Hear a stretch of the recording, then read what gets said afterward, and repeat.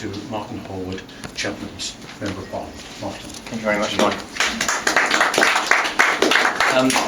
Thank you for inviting me in. I'm glad it was just not quite first thing this morning that we had to do this, because I have to say I only got back from our Glasgow party conference at 11 o'clock last night after a 6-hour journey back by train with various interruptions on the way.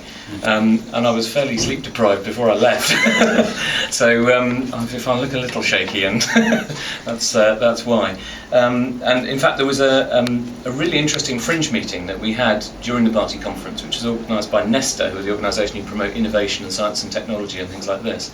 And we were talking about how to stimulate and promote innovation in the economy and the kind of support that is needed for smaller and medium-sized enterprises, because they are almost always the engine of an economic recovery. They're the organisations, the businesses that just find it easier, and they're more light-footed, and the ones that lead innovation often in business. And it's the big boys who catch up and provide the capital later on. And it was an interesting discussion actually, because I had to do a bit of homework. I mean, my specialist brief in Parliament is international affairs, not the business side really. And I came across this, a raft of initiatives that government had taken, and it was things like the catapult centres and the various challenge prizes and all these kind of things. And I just wondered, in my heart of hearts, how many small and medium-sized businesses had actually heard of half these things, and how much the information had filtered down. And I remember, actually, it was the Honourable Company of Gloucestershire who came to me about a year ago and said, what information is there about what government is doing to support innovation in business and enterprise? And it was very difficult to get hold of that information. And yes, they'd issued press releases and given interviews and put it on the website. But I remember being in business myself in Cheltenham in a sort of medium-sized marketing agency, and the idea that you had time to put your feet up and just trawl through government websites to spot any interesting announcements was hilarious. MPs always complain about being busy, but I have never been as busy as I was when I was in a small business. And it is, you are manic often, and there isn't time really to do that. So you really need things just to make your life easier as a business. Providing information easily is one, but I have to say this business centre is yet another example of how to make life easy for businesses. I am now seriously tempted to sign on the dotted line, I have to say, for the Chamber. So when I'm halfway between, berating Cheltenham Borough Council about the joint core strategy to berating the NHS about the downgrade of A&E or something, and I've got an hour to spare in the middle, that hardly makes it worth going back all the way back to my office. So I might as well, sit halfway between the two and sit here, get the free Wi-Fi and use the amazing video conferencing suite. This is really interesting. This is only the second time I've been in a place with a video conference suite, a really good one.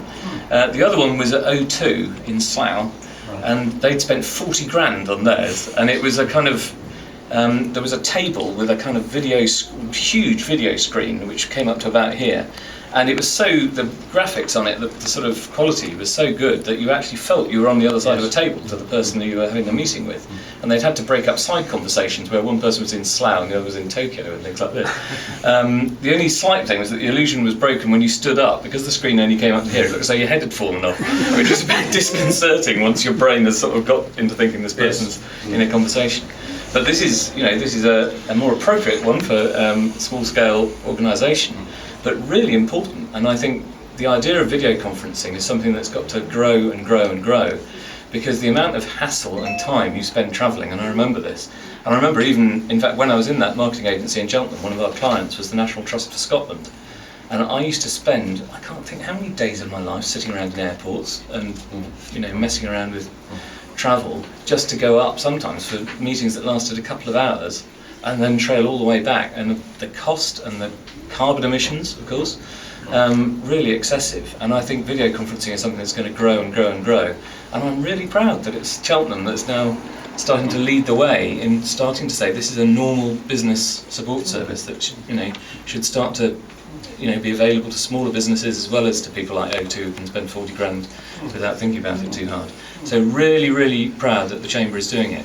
And I think we are very lucky to have a chamber like the one we've got in Cheltenham. And I think Joanne, who's going to be leading this business centre, deserves congratulations for setting this all up.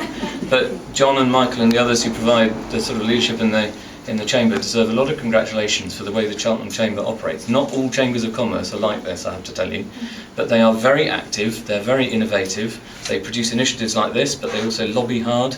I frequently get summoned to the meeting room upstairs and given my instructions on what issues I'm going to be taking up next. But that's exactly right, that's exactly what a chamber should do, and it's really great that we have that much sort of energy and drive going into the chamber in Cheltenham. So, as I said, I might well be tempted now to sign on the dotted line for out. I've only got 5 employees, so I think that makes me... That's more than enough. That's all right, that's all right. That's affordable. You're okay. You're okay. But if anyone isn't a member of the chamber, I would urge you to join. And I think it's a fantastic organisation, and this is a brilliant place to celebrate it, really, in your new business centre. So well done. Congratulations. Thank you, Martin. Appreciate that.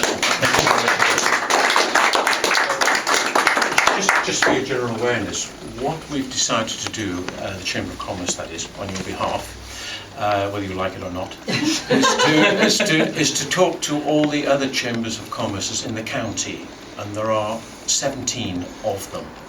And what we've suggested is that we all come together next month in the municipal offices and we discuss the best way forward for Chambers of Commerce within the county of Gloucestershire.